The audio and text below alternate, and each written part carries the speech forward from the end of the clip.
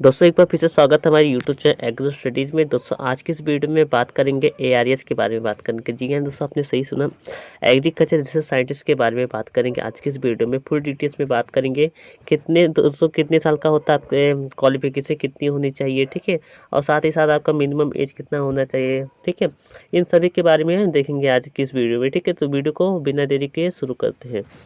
तो सबसे पहले देख लेते हैं, अब ये हमारा हो गया एआरएस एज लिमिट एक्सपेक्टेड। ठीक है, तो मैं दोस्तों सबसे पहले मैं देख लेता हूँ, 1 मिनट बता दे रहा हूँ आपको। सबसे पहले दोस्तों हम एलिजिबिलिटी के रूप में देखेंगे, एलिजिबिलिटी क्राइटेरिया के रूप में। ठीक है, तो दोस्तों आपको एज लिमिट के रूप में candidates of all category must be over 21 year of age. दोस्तों आपका 21 ईयर मतलब हो जाना चाहिए, 21 साल हो जाना चाहिए आपका। और दोस्तों जो हमारा बताया है ऊपर है 32 ईयर, ठीक है, यानी कि दोस्तों आपको 21 से 32 साल के अंदर आपको होना चाहिए एज। ठीक है, 21 से 32 साल के अंदर। ठीक है, इस प्रकार से। अब इसके बाद क्वालिफिकेशन एजुकेशन के बारे में देख लेते हैं। तो क्वालिफिकेशन एजुकेशन में दोस्तों आपका एमएससी एग्रीकल्चर में दोस्तों कोई भी दोस्तों सब्जेक्ट हो, चाहे agriculture chemistry, agriculture engineering, agriculture agronomy, ठीक है, इस प्रकार से दोस्तों कोई भी हो, ठीक है, तो उसमें दोस्तों आप सभी लोग एलिजिबल हो जाएंगे। ठीक है, इस प्रकार से। अब अगला हमारा क्या है दोस्तों, देख लेते हैं। इसमें दिया है नेशनलिटी। ठीक है, यानी कि दोस्तों कौन कौन से देश इसमें आ सकते हैं। तो हमारा पहला नंबर इंडिया सिटीजन हो गया। ठीक है, यानी कि हमारा भारत में दोस्तों एआरएस बन सकती है। ठीक है, और साथ ही साथ तो वहाँ के दोस्तों अदर दोस्तों देश के लोग हैं, नेपाल, तो नेपाल के लोग भी मतलब एआरएस के लिए तो एलिजिबल हो जाते हैं, और साथ ही साथ भूटान इस प्रकार से एलिजिबल हो जाते हैं। अब इसके बाद देख लेते हैं प्रीवियस एक्सपीरियंस। तो दोस्तों एक्सपीरियंस में नहीं मांगा जाता है, एआरएस में दोस्तों एक्सपीरियंस नहीं मांगा जाता है। आप सभी लोग सुन लीजिएगा ध्यान से, नॉट रिक्वायर्ड। ठीक है, इस प्रकार से।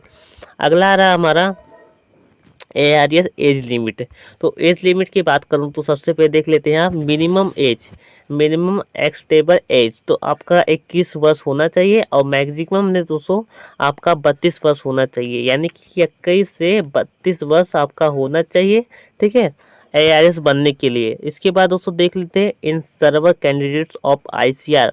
तो इसमें दिया गया है जो यदि आप आईसीआर में वर्क किए हैं, यानी कार्य किए हैं आईसीआर आईएआर असिस्टेंट के रूप में, तो दोस्तों वहाँ पर आपका एज जो होता है 45 वर्ष मान लिया जाता है। ठीक है, यानी 45 वर्ष तक आपको एआरएस में दोस्तों आपका एलिजिबिलिटी हो जाती है। ठीक है, आप सभी लोग इस प्रकार से। अगला हमारा आ रहा है in service candidate of state agriculture university. यदि दोस्तों आप एग्रीकल्चर यूनिवर्सिटी से पढ़ाई किए हो तो 35 वर्ष आपका होना चाहिए। ठीक है, इस प्रकार से 35 वर्ष से अधिक नहीं होना चाहिए, ये हमें बोल रहा है। इसके बाद दोस्तों देख लेते हैं रिलैक्सेंस टू द ऊपर। ठीक है, यानी ऊपर एज लिमिट एप्लीकेबल। ठीक है, एज फॉलोस। इसके बारे में देख लेते हैं हम।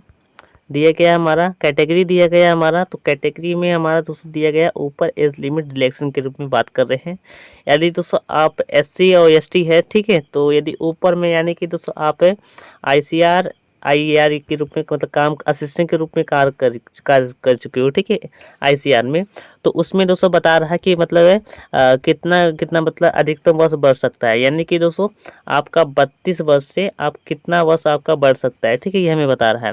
तो इस रूप में देख लेते हैं एससी और एसटी कैंडिडेट के लिए 5 वर्ष तक आप बढ़ सकते हैं, जबकि ओबीसी नॉन क्रीमी लेयर के लिए यानी 3 वर्ष। ठीक है, यानी कि दोस्तों 32 है तो आपका 35 वर्ष होना जाना चाहिए। ठीक है, 35 वर्ष तक आप एलिजिबल है, इस रूप में बता रहा है।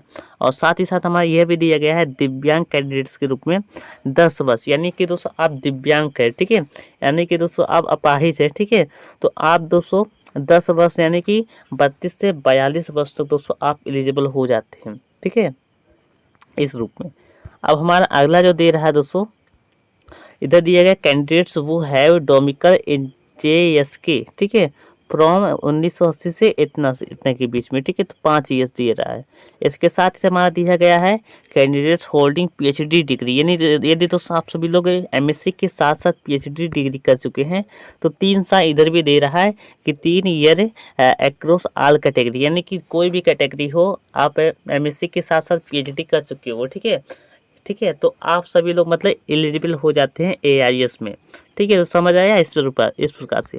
अब हमारा अगला जो आ रहा है इसमें देख रहे हैं एजुकेशन क्वालिफिकेशन में देख लेते हैं। ये दोस्तों 2022 का है, मैं 2022 का ही बता रहा हूँ। ठीक है, नीचे जाइएगा आप दोस्तों, आप सभी लोग देख सकते हैं डिक्लिफिल। ठीक है, यानी कि दोस्तों आप सभी लोग को मतलब कौन कौन सा सब्जेक्ट दिया गया है और इसमें एजुकेशन क्वालिफिकेशन यानी कौन कौन सी डिग्री आपको होनी चाहिए। तो इधर दिया गया है हमारा एग्रीकल्चर बायोटेक्नोलॉजी में, यदि आपके पास मास्टर डिग्री इन एग्रीकल्चर से है तो आप ARS में एलिजिबल हो जाते हैं। और साथ ही साथ इसमें दिया गया है बायोटेक्नोलॉजी, ठीक है, molecular biology, S biotechnology, genetics, engineering, botany, plant science, life, ठीक है, इस प्रकार से बायोटेक्नोलॉजी, तो आप एलिजिबल हो जाते हैं। इसमें चिंता करने की आवश्यकता नहीं है, लेकिन आपका MSc एग्रीकल्चर होना चाहिए। जी हाँ दोस्तों, आपने सही सुना, MSc एग्रीकल्चर होना चाहिए, यह दोस्तों अनिवार्य है। ठीक है, इस प्रकार से हमारा अगला जो आ रहा है हमारा एग्रीकल्चर इंटोमोलॉजी। इंटोमोलॉजी में भी दोस्तों आपका मास्टर डिग्री होना चाहिए, मास्टर डिग्री इन एग्रीकल्चर, और साथ ही साथ इंटोमोलॉजी, जूलॉजी, सेरिकल्चर, एपीकल्चर, ठीक है, इस प्रकार से हमारा दिया गया है। साथ ही साथ इसमें अगला देख लेते हैं एग्रीकल्चर माइक्रोबायोलॉजी। तो एग्रीकल्चर माइक्रोबायोलॉजी में दोस्तों आपका मास्टर डिग्री इन एग्रीकल्चर में होना चाहिए। ठीक है, एग्रीकल्चर माइक्रोबायोलॉजी में होना चाहिए।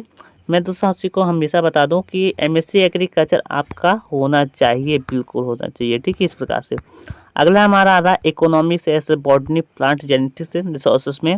इसमें भी आपका master degree in agriculture botany, ठीक है, इस प्रकार से दिया गया है हमारा।